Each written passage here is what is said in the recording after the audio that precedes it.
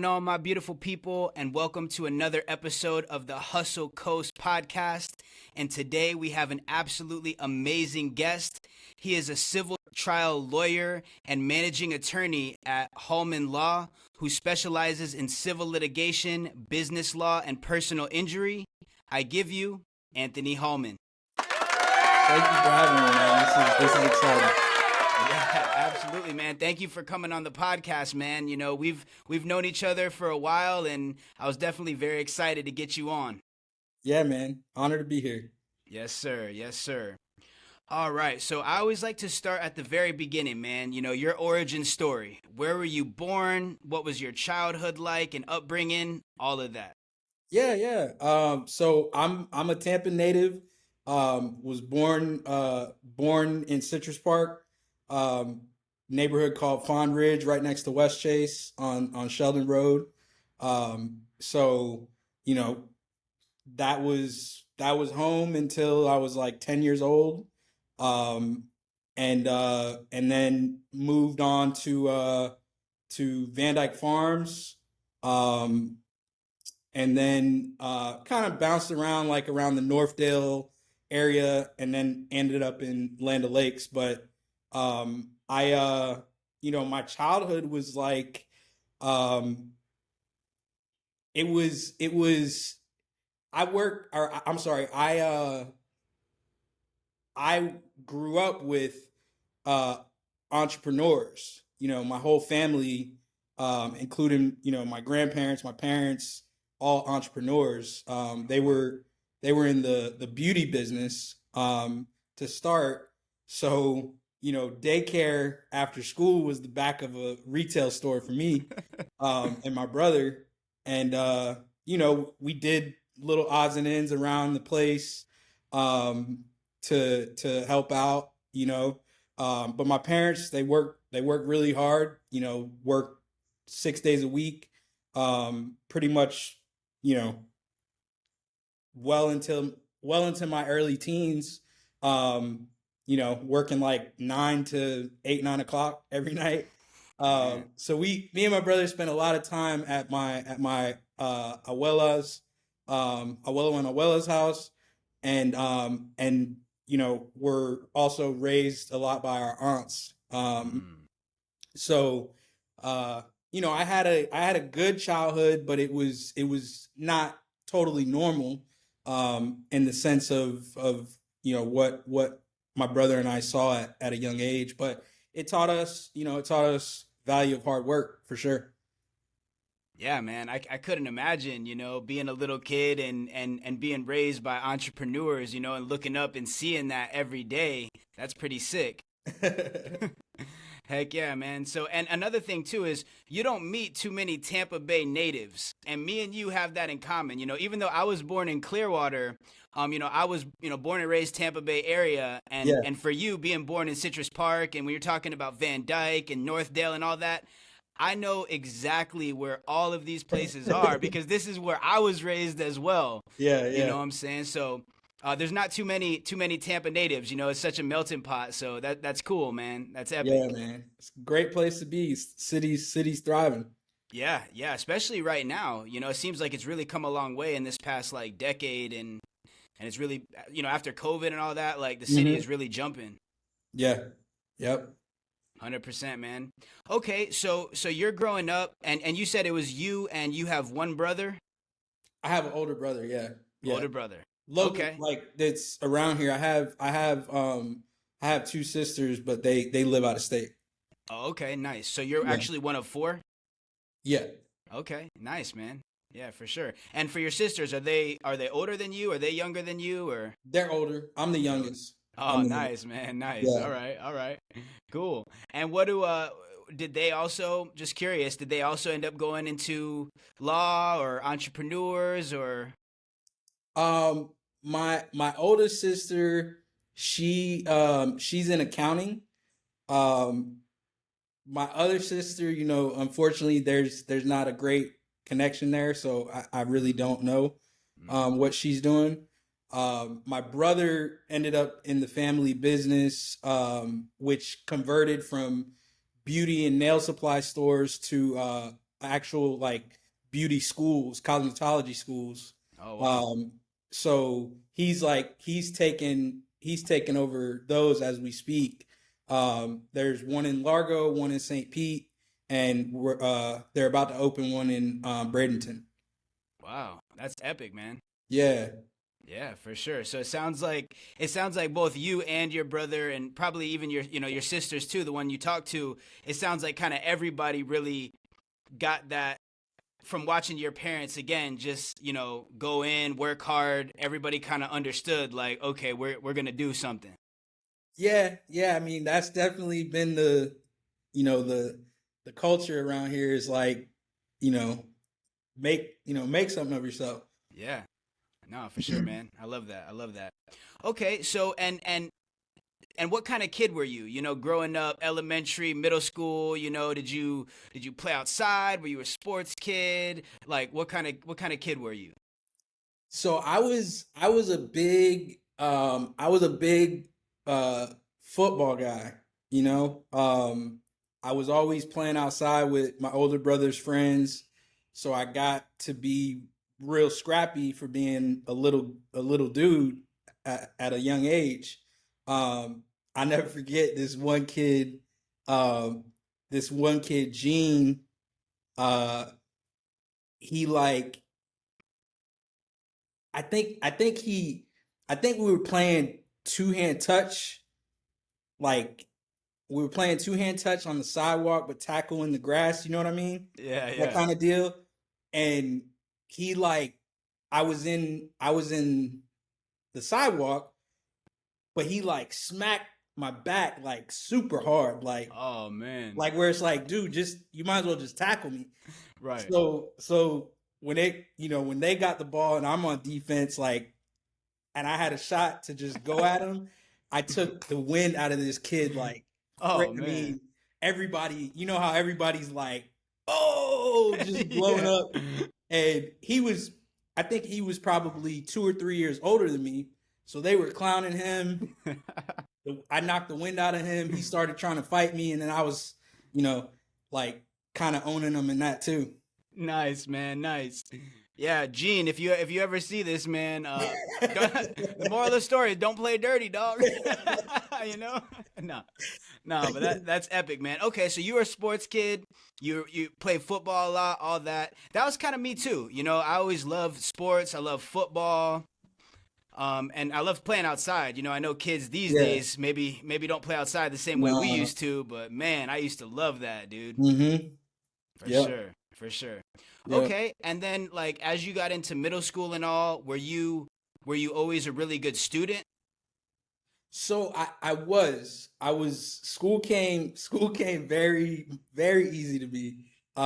Like some in some ways like too easy, like to where I became a distraction in class because like a teacher would give us, now we're in sixth grade, we're doing like basic geometry or maybe some algebra, and like she would give us like, you know do the even numbers 1 through 60. So that's, 30 problems, like, and she's thinking that's going to cover the rest of, you know another, 30-40 minutes of class. I'm twiddling my thumbs in like 10-15 minutes, Right. and just, causing a ruckus. Like, it was always kind of like that, for me. Nice, man. Okay, cool. So then what high school did you end up going to? I went to so I man, I went to a lot of, like, I've been to a lot of schools in Tampa. Mm, I went to First high school I went to was Cambridge Christian School because I got mm, a like a financial aid type scholarship, whatever they want to call it, nice. for football. And when I got there, I was like, you asked kind of what kind of kid I was. I was kind of like, I was kind of cocky, and I was popular, and girls liked me, and I was playing ball. So when I got there, I was already like, this school is small, man. Like there's like from grade 9 to 12, there's maybe 500 people here, maybe, Wow. like if that, you know. Yeah, that's small. So I was just like, and then I like I was good at football. I was running back, but I was small. Um, but I had done so well in little league before transition to high school, and kind of had coaches in my ear that like I was gonna be so good, and like I was pretty thick. So I think people thought I was gonna keep getting bigger, and I sort of started to buy into that too. Even though like my mom's 4'11", my pops is 5'7", I started to feel like, hey, maybe I'm gonna be 5'9", 5'10", like no, I'm 5'5", and but I kind of let all that get to my head, and after one semester there, I transferred to Gaither because I'm like, no, I'm playing like my sophomore year, I'm playing at Gaither. Um, and I mean, I went out there and did my thing, like spring ball. I tried out for, they have you try out for JV and varsity. And, if you're good enough to be on varsity, they'll just bring you up to varsity. So, I was lucky enough to get pulled up to varsity. Nice. Um, and then that pretty much automatically sets you up for being on varsity come your sophomore year. So I played spring ball as a freshman, varsity, and then back to come around fall. Now I'm on varsity, but the size thing really became a factor. Like Right. I was getting a lot of reps in practice, and they really liked how much like pressure I put on the defense, like to give them a good look, but I wasn't getting looks in the game. And it got to be real frustrating cuz I had these like school, like I said, school was easy. I had aspirations like in my mind I was like I want to be the next Emmett Smith. Like that's what I want. Um and it just I think my it was like it doesn't even really matter, but like every year they always brought in somebody that was like just out of my reach in terms of me being the starter, Right. and like I was maybe getting, if I got 10 carries a season, that was lucky. You know what I mean? Like I just, and I think my coaches could have used me a little better, like as like a third down back or something. But it is what it is. Okay. Nice, man. No, but still, I think that because I played football as well, and I think that football or any team sport, as you're growing up, you really learn so much from it. You learn how to deal with stuff like that. You know what I'm Mm-hmm. saying? Like when things don't go your way, like how do you not let that break you? And then obviously you learn how to work in a team, and you learn how to get beat and pick yourself back up, and you learn Yep. how to beat somebody and not let your head get too big. Mm-hmm. So now obviously, in football specifically, you know, it is a dangerous game. Yeah. I know for me, I had a lot of in my later teen years, I had a lot of migraine headaches because of Mm. football, you know what I mean? Yeah. But overall, again, the lessons that I learned, uh, you know, I could never replace them, you know what I mean? Right. Like Right. so Yeah. but yeah, man, so that's awesome. Okay. So then you ended up graduating from Gaither? No. Okay. I I went to Land O'Lakes, man. Mm, Senior year, my it's I was curious if this would come up, and I think that it's only right to share. Um, my uh my special assignment was denied. So remember, I just told you I was a good student. but I had moved up. My parents had moved from, we had moved from the Northdale area up to Land O'Lakes in a neighborhood called Oakstead. And we thought I was a shoo-in for a special assignment. We just wanted to do it by the book, so there was no problems my senior year. Well, like 5 days before my senior year, a good friend of mine from like back in Little League football days, like known this kid since we were probably 10 years old. He called me to, basically go do something we weren't supposed to be doing. And the outcome of the situation was he discharged a firearm in broad daylight in Northdale, which, for anybody in Tampa knows that's right down the street from Gaither. And it was a problem because there were people from the school that knew who I was. He wasn't at the school at the time. And it quickly developed into this like story of, well, was it Tukey that shot the gun? And I'm like, freaking out. I'm like 17 years old. I'm already talking to colleges for my academics. I'm about to start my senior year, which should be, by all stretches of the imagination, fantastic. Like I was president of Key Club, probably would have been president of, student body.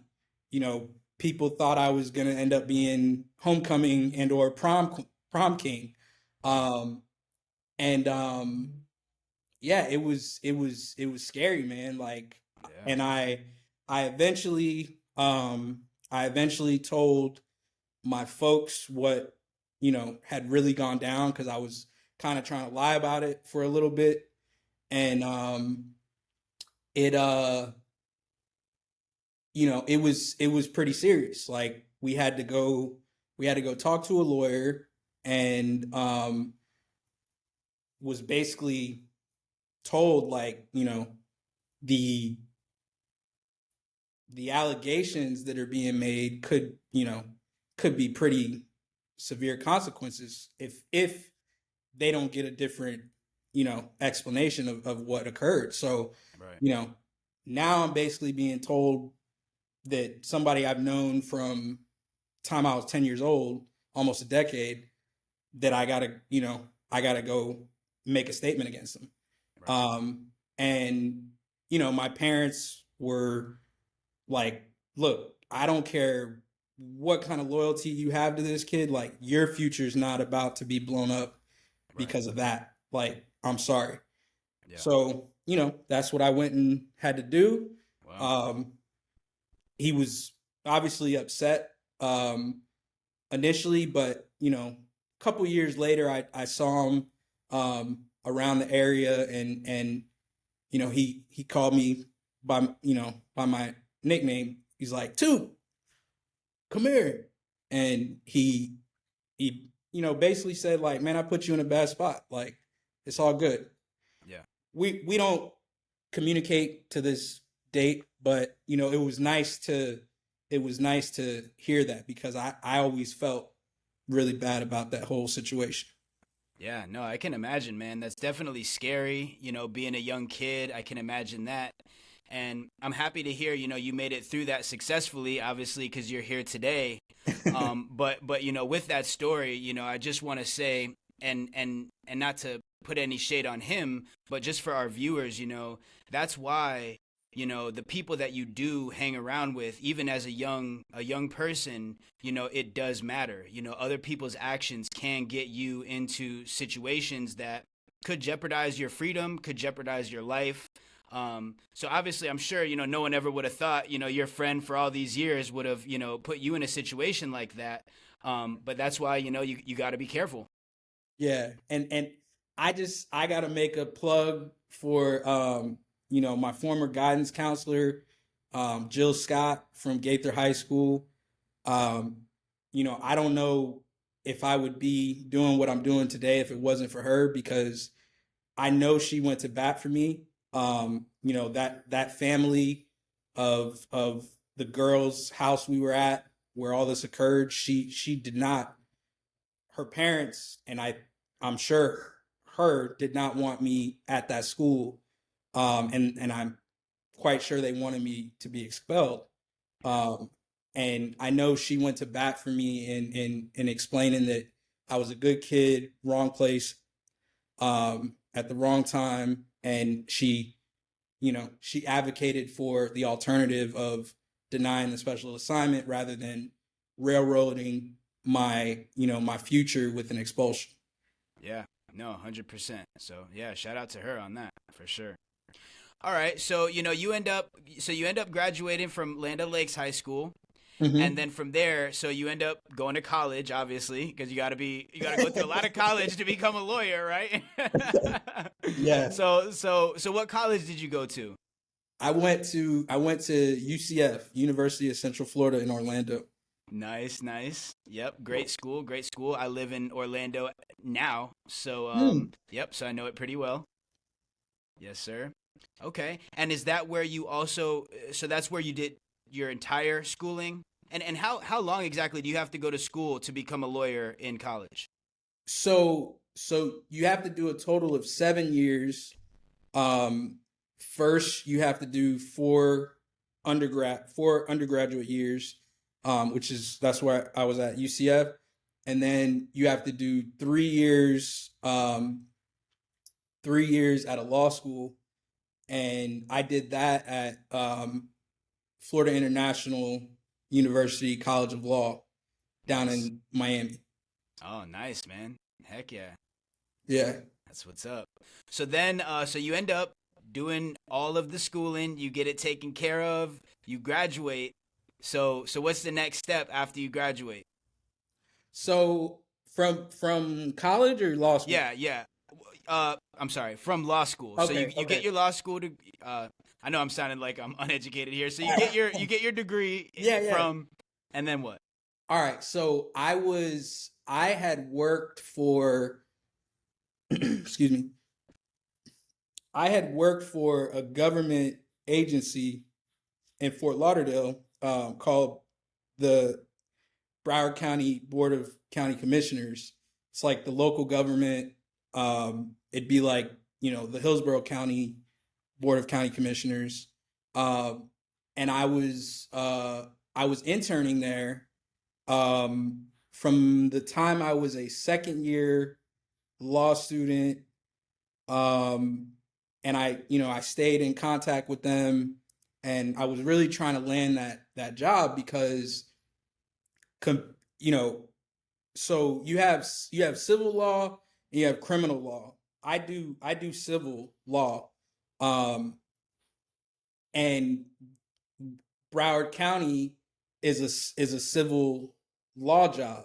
It's not like being at, like, it gets kind of confusing, but it's like I could I could have been at the Broward County State Attorney's office. That would be criminal. That's like Right. prosecutors, or the Broward County Public Defender's office. That's public defenders defending crimes. Um, I was working for the government, in a civil context, and I just kept up with them, and they finally made me an offer, and it was something I wanted because, comparing it to the criminal jobs, it was like a a pay bump of like 30 grand, Oh just wow. because it wasn't working for, I guess in those criminal roles you're working straight for the state as opposed to the county, which I think has, you know, there's less people to spread the funds out to, you know what I mean? Right. Right. Um, so I got that job, and was, really excited about it. And I started defending, uh the Broward County transit system, like the county bus, Mm. defending them in auto accidents. Oh, Um, wow. and it was fun, man. Like that to this day, that's one of the that's one of the funnest experiences I've had as an attorney. Just because like just wild stuff would happen. Um, and I got, I was able to get some trial experience on those cases. I had two jury trials when I was there go to verdict. Um, which I mean, for being I was only there for the first like 3.5 years of my practice. So I mean, there's not a lot of lawyers that happens to unless they're working in the criminal context where there's a lot more trials. Right. So it was just a great training ground, man. Like I'm so happy that I had that experience, because it laid the foundation for everything that's going on now. Yeah, 100%, man.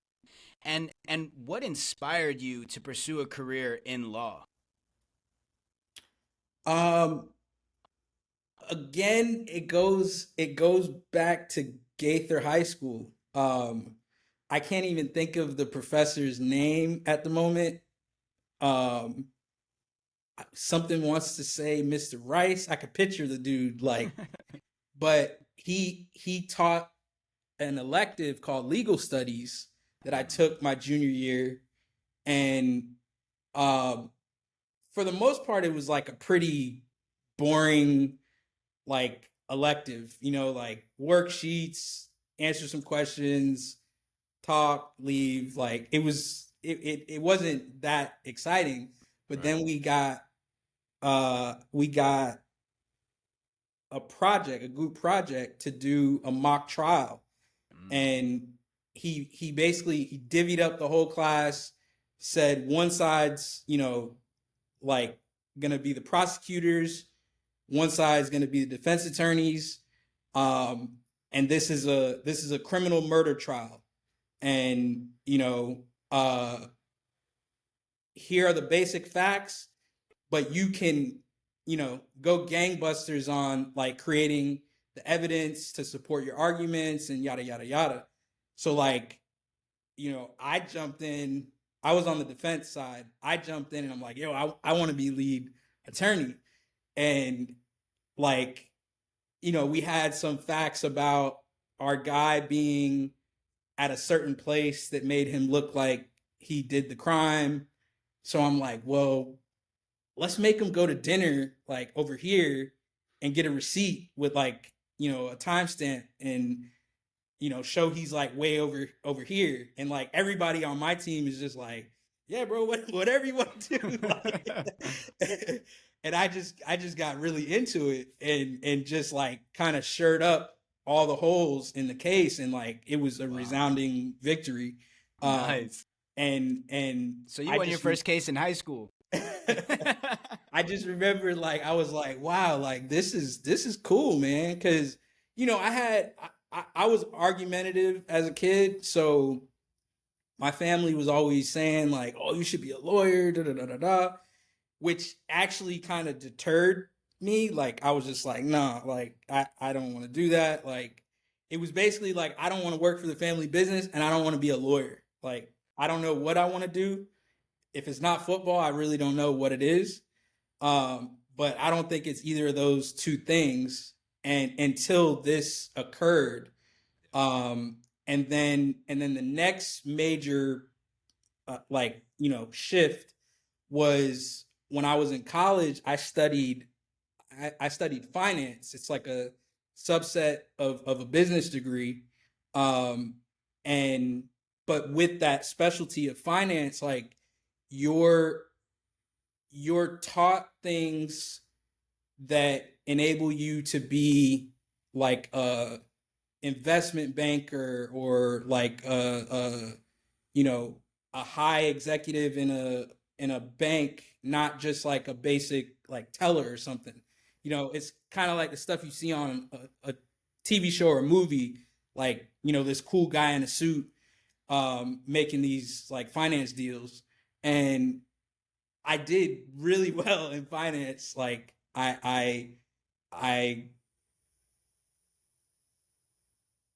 I will say I memorized what I needed to know for the exam, and then it was just gone.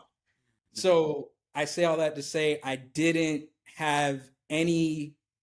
I had no finance uh, practical experience, like as far as internships or any like job hourly jobs or anything. I didn't have any of that. So when I started to come down to the like my junior year of college, I'm like, what am I gonna do? Like I'm not.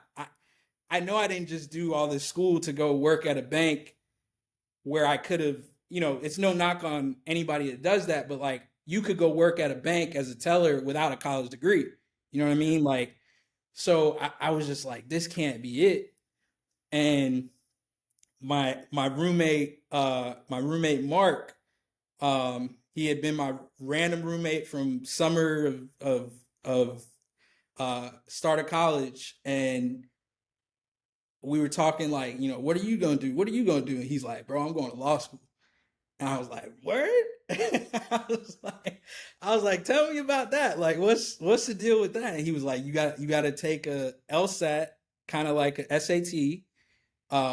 You apply to schools just like you applied for college, and if once you get your degree, like everybody graduates with the same degree, so it's not like you have to study and decide now that you want to be a criminal lawyer. Like you're going to get a general degree and you go practice whatever you want.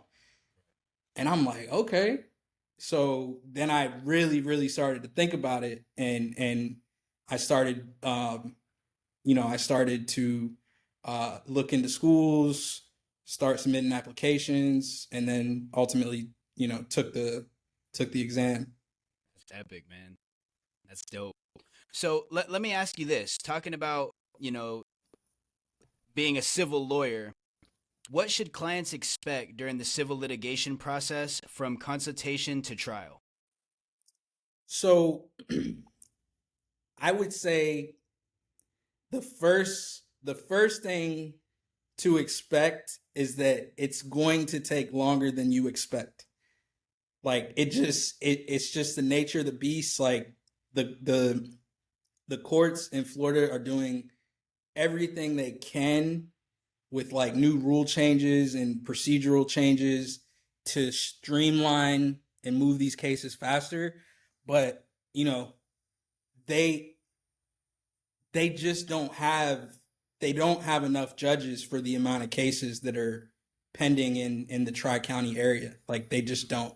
Um, and I mean these judges work hard. Like I will never ever say that it's a lack of diligence or effort on their part. Like they have too many cases, man. Like Right. and I know what that feels like as an attorney. I know what it feels like to be overwhelmed with cases, so I can't imagine what our judiciary feels like. The next thing I would say is, you know, what are you really looking to gain in this process? Like because people don't always think about that. Like some people get just pissed off from whatever happened, and it's like I'm calling a lawyer and I'm filing a suit, and it's like, okay, that's fine, but like at the end of the day, like if this other person or this other business like apologized to you, would that be enough? Because I could get you an apology for much less than I can get you, a trial like Right. verdict. There's a big difference. Right.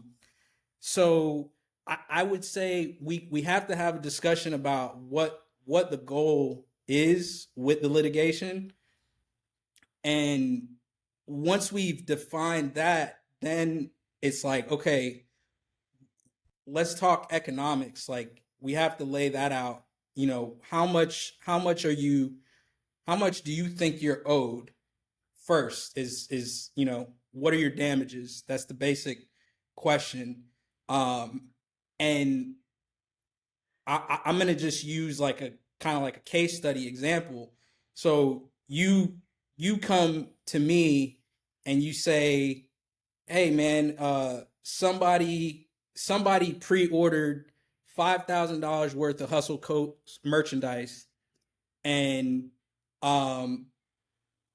we shipped the goods. It looked like payment was coming through. Everything was, we're good. Like everything's gravy. 2 days later, I get a chargeback on my account. Five grand is gone. They have my goods. I don't know how to get them back. Their phone number is disconnected. You know, so now you come and we talk, and I say, all right, look, 5 grand. I get it. 5 grand is nothing to sneeze at, right? You're going to pay about, I think right now for that amount, you're going to pay at least $300 just to file a case, right? I am not going to work for free. Right. So, there's that dilemma because you don't want to spend more. You don't want to spend more on an attorney than what you seek to make. You know what I mean? Right. So, we have that to discuss. And then the biggest thing to discuss in relation to that is, and I think you saw my most recent post about attorney's fees. Like, yep. do you have a contract with this buyer that basically stole your goods? Do you have a contract that says that they have to pay for your attorney's fees if you win this case? Because if you don't, honestly, just being totally honest, the most prudent thing you could do is pay me to write a letter to them threatening to sue them for breaching this contract and some more things. It's like borderline criminal what the facts we laid out. But the letter would be a flat fee of, maybe depending on how many, documents and stuff you had to show me, probably somewhere between $1,000 and $1,500, somewhere in that range. And that would honestly be my recommendation in total, because if I file a lawsuit on a $5,000 claim, I have to work just as hard as $100,000 lawsuit. Like the numbers for purposes of what I have to do don't change. And I can't take a case like that on a contingency where I'm saying, yeah, I'll give me 20% hustle cost of the recovery I get you, because you don't know what that's going to be. Well, even if at best it's going to be like $1,000, right? And I may have put in 100 hours, and right. My normal hourly rate times 100 hours is a lot more than $1,000. So for people that basically, kind of like in the example that you're giving, for people that is there a limit to like the amount that you tell people, basically like, hey, like you're going to spend more on hiring me than you're going to basically be able to get back? You know what I mean? Like in that $5,000, but like if someone comes to you and they're trying to get, let's say 15,000 or 25 or 50, or they got Shannon Sharp and they're trying to get 50 million, you know what I'm saying? Like where's your line where you're kind of normally tell them like, hey, like, yeah, we can send the letter, but I think the kind of like the line of demarcation of a yes versus a no it's about 10,000, because don't get me wrong, I've had fantastic results just off letters, but the problem with a letter is there's no obligation for the other person to respond. if I sue someone and a process server literally comes with a packet and serves them, as everybody always says, you've been served. Like that creates an obligation to respond. And if you don't, I can actually go get like an automatic victory for your failure to respond. Right. So 10 is about the sweet spot, but I'd say the caveat is if you told me on the $5,000 claim you have an attorney's fee provision and you tell me, look, I don't care how much I spend, I want to make this person pay. Like if I have a client that says something like that, I'm like, okay, now we have an understanding that you're not going to be upset if you fork over 15 right. and it takes you, 2 years to get your 5 plus your 15 back, Right. So it's all about, I mean, you said it best with your opening question is like, what are the expectations from the onset to trial? And it's really like, it's sort of like a constant dialogue. Like I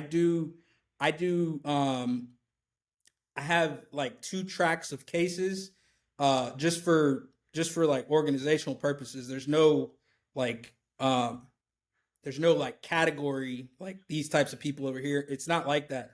It's just so once a week I do one of the list to provide updates to the clients so that every 2 weeks they're getting updated on their case because things do change. Like, I recently had a client ask me about, what does this mean now that the defendant on her case is basically, saying like, not only do I not believe I owe you any money, but you owe me money.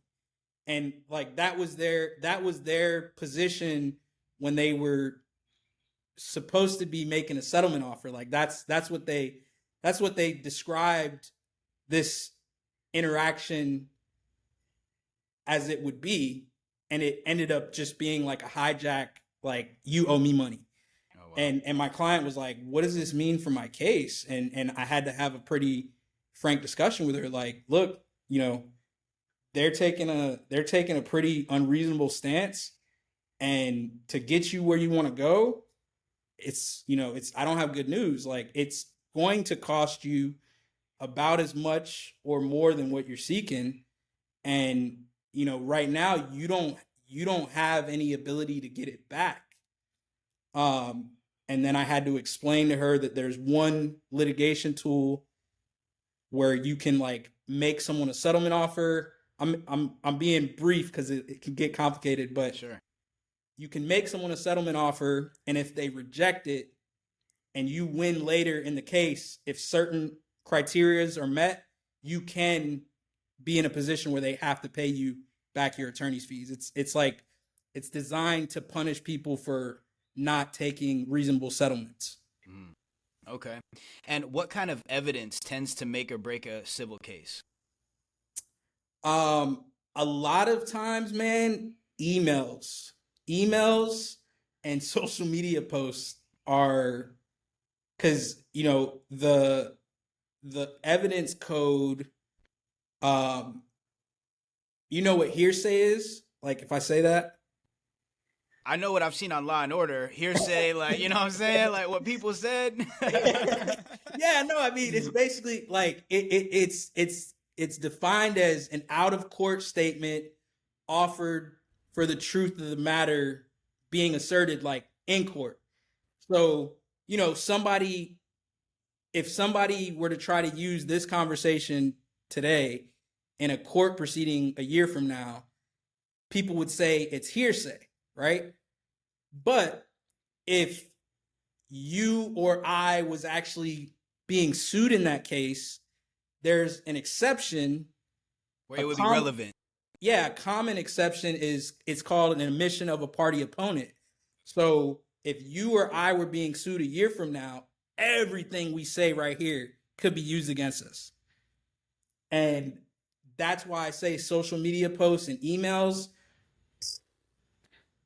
My first trial, bro, this guy was riding a bus, and he basically slipped and fell on the way to his seat, had a big, like, expensive back surgery, almost $100,000. And long story short, like, we were $30,000 apart at mediation to settle the case. They said, nope, we're not taking it. We're going to trial. So for 30 grand, they ended up taking this case to trial, and they ended up getting zipped. And the main reason they got zipped is, like, 3 weeks before trial, I was digging around on this guy's Facebook, and he was a gospel singer that was trying to, like, make it big. And he's doing music videos and singing at church and dancing all after the accident, where Wow. he's told everybody that even the surgery hasn't helped him get better. He's feeling worse, but yet we have all these videos of him doing foolishness. So it's emails and social media, bro, is It'll get you. yeah. Yeah. That's crazy, man.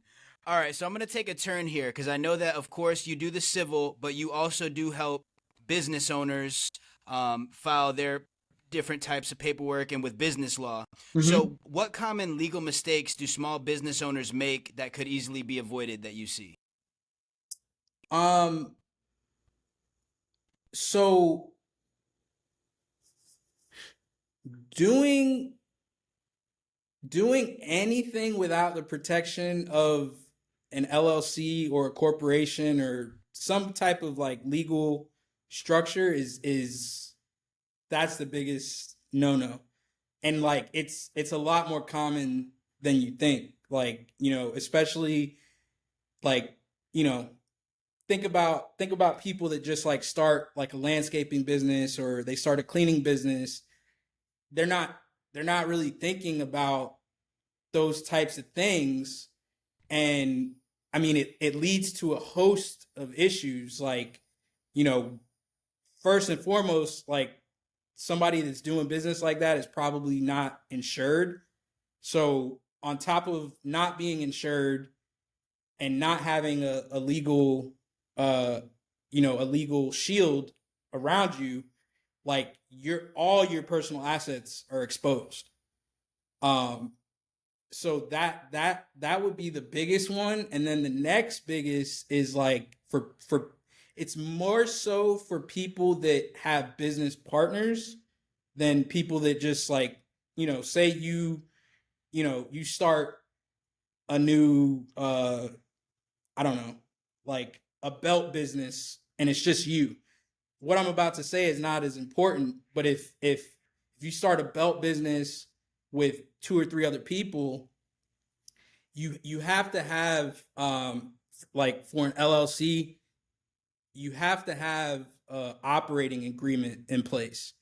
And that's, like, the governing document of literally how your business operates, but also how you and your partners function amongst each other. So what happens if one of you die? What happens if one of you want to sell? What happens if you can't make a decision on whether to purchase some new big asset or take on debt? Like, if you don't have that, you then end up in my office for a different reason, because y'all are fighting tooth and nail, and now you want to just dissolve the company. And that's that's no fun either. Right. Yeah, no, 100%. I could see that those would definitely be some things that could bite somebody in the butt if they don't take care of that in the beginning. Absolutely. Okay, so moving over to just some success type questions. What does success look like to you, and how has that definition changed over time? I'm gonna kind of flip the question. Like, it used to just mean, like, money. Like, that was really it. Now it, I would say it's freedom, you know? And I think subsumed in freedom is money, you know what I mean? But like for me personally, I would rather um I would rather make 250 or $300,000 for the rest of my life if I can move how I want to move, if I'm not, working till 9 p.m. every night and, you know, Saturdays on the regular, like I would prefer to, live, you know, uh I guess it's more than moderately. It would be live, pretty comfortably, rather than have, $5 million, but just like stressed out of my mind and when I'm on vacation, I'm really still in my phone, and like I see it differently now. Right. Yeah, no, 100%, man. That freedom is key. Mm-hmm. How do you handle fear? I think the simple answer to that now is just like lean into it, man.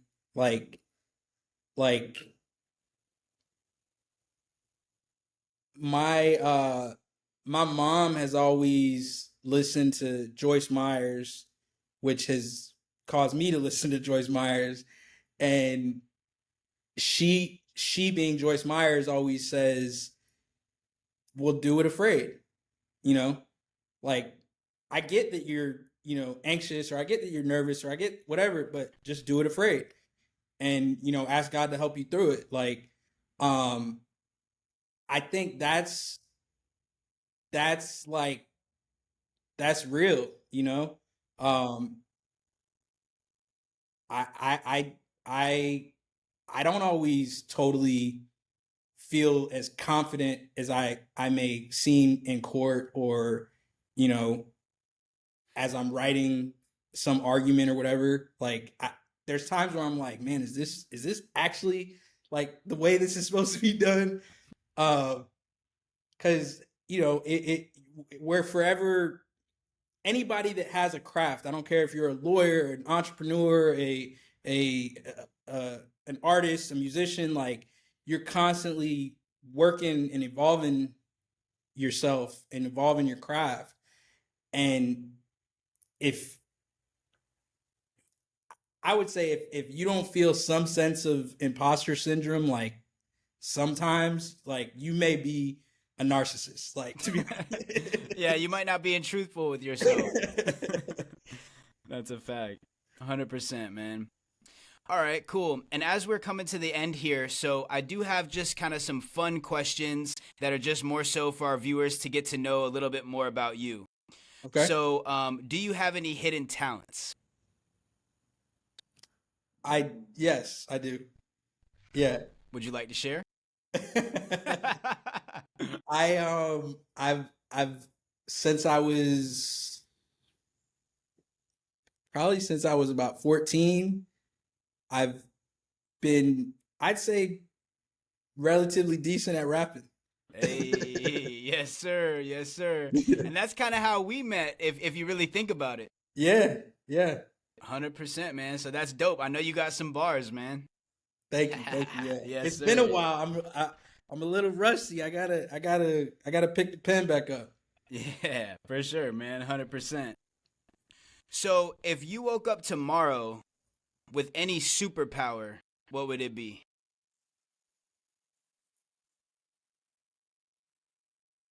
I think teleport, like time teleportation, whatever that's Oh, called. not like traveling through time?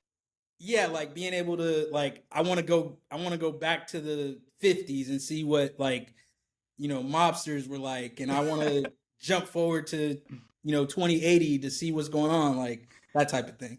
Bruh, I haven't really heard that before, bruh. That's a pretty good power. I was always thinking like flying or invisibility. Heck yeah, man. All right. What's your favorite movie or TV show?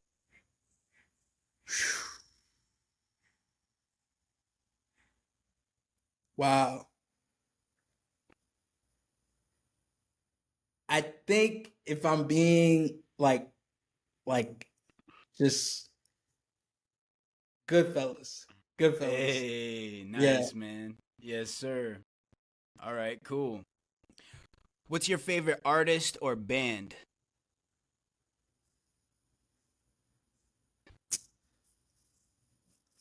Mm. Like right now or just ever? Who you listening to right now? I listen to a lot of old stuff, man. Favorite. If I had to choose, I can't listen to anybody else ever again. I think I have I think I have to pick Lil Wayne. Like, Hey, and it would be a lot of like, Drought 3, Carter 1, like that time frame. 100%, man. That's how I kind of know you're from my era, or close to it. Cause man, in my time, Wayne was the guy. Yeah, yeah. 100%, 100%. And do you have a go-to karaoke song when you're out with all your lawyer friends? Um, I mean, what I would choose would always. I can't remember the last time I've chosen this, but I know I have. It would be "Should Have Been a Cowboy," Toby Keith. Hey, that's dope, man. Heck yeah. Nice, man. All right, so as we're closing here, what's next for you? Any new goals or aspirations or things you're working toward? So this summer I have a law clerk or intern coming in from UF Law. Really excited about that, and I envision having an attorney, you know, working with me in the next year to year and a half. 100%, man. That would be dope. Yeah. Heck yeah. Any shout outs that you'd like to give?